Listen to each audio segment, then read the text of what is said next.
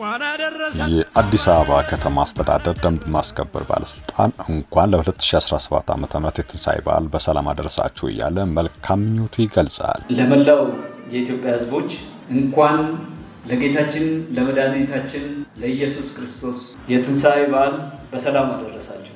በዓሉ የሰላም፣ የፍቅር፣ የአብሮነት በዓል እንዲሆን በአዲስ አበባ ደንብ ማስከበር ስም ታላቅ የሆነ ምኞቴን እገልጻለሁ።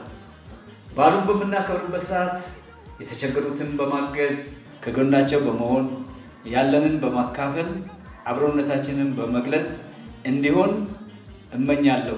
በዓሉ የሰላም የደስታ እንዲሆንላችሁ በድጋሚ እገልጻለሁ። መልካም በዓል። መልካም የትንሳኤ በዓል።